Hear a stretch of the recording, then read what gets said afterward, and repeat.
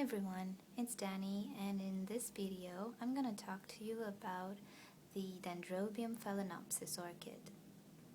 They are not Phalaenopsis, they have nothing to do with it, but because of their flower shape and the fact that they produce flowers from a flower spike, they got the name of Dendrobium Phalaenopsis. They actually have a different name, which is Biggie Bum, I think. But it's more common to call them Dendrobium Phalaenopsis. They have canes where they store water and nutrients.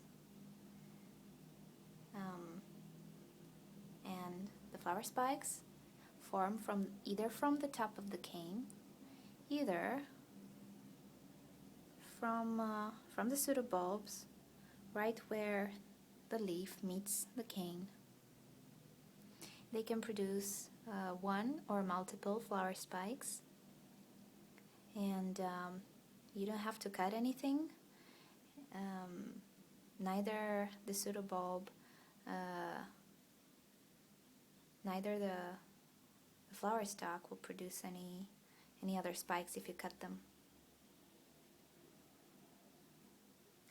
And if you look on the flower spike, you will notice some water drops, which are not actually water. They are a sticky liquid that the plant produces, which tells you that the plant has moisture and is feeling good. Now, this particular one is a lime green, beautiful color with a dark red violet lip, and her name is Anna Green. And this one is called Polar Fire and is actually a pretty common dendrobium to find. These dendrobiums don't drop their leaves, they're evergreen.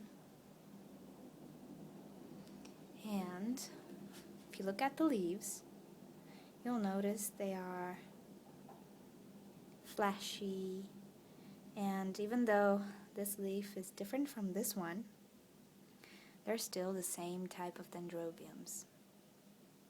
So if you don't know how to tell a Dendrobium Phalaenopsis from a Dendrobium nobile, just look at the leaves, and if they seem flashier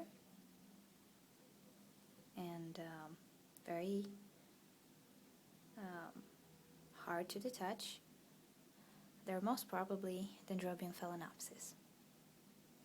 This type of orchids enjoy air movement, and it's quite alright to get them outdoors in the summertime, just as long as the temperatures don't drop below 15 degrees Celsius in the nighttime. Just be sure to shade them under a tree, and if you want to give them some sun, you can give them morning sun or late afternoon sun, because they enjoy it. Now, the roots, as you can see, are white, or they should be white. This particular one is not that healthy, and I'm just waiting for it to finish with the flowers so I can take a look at the roots and see what's happening there, because I don't really like the way the small cane looks like, and the roots that have been cut off, probably because for aspect reasons. This one looks a bit better, but again, I just like to take a look, see how the roots are every time I buy a plant. After it's done with the flowers, I like to repot it, so I know for sure that it does not have any moss or anything else in the medium. These dendrobiums are very tolerant with temperatures. They can do quite alright, even if for short periods of time you can reach 29 or 30 degrees Celsius. They will not like it, but they will not die. So this makes them perfect beginner orchids. And as a bonus, the flowers last so long.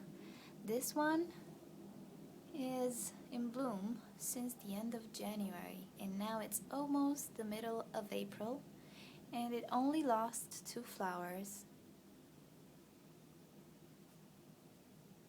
But other than that, it doesn't show signs that it wants to drop the flowers.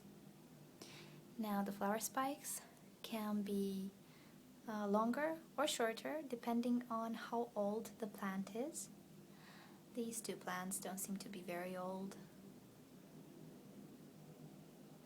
so I'm hoping to get bigger and better blooms the next years. Their flowering time is in the spring,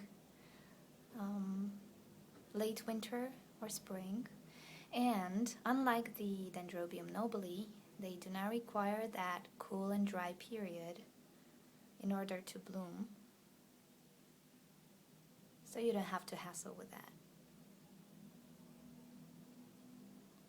Okay guys, this is about it about Dendrobium Phalaenopsis. But if you have any other questions or suggestions, please leave me a comment. If you want to see more videos, please subscribe, and thank you for watching. I'll see you next time. Bye bye.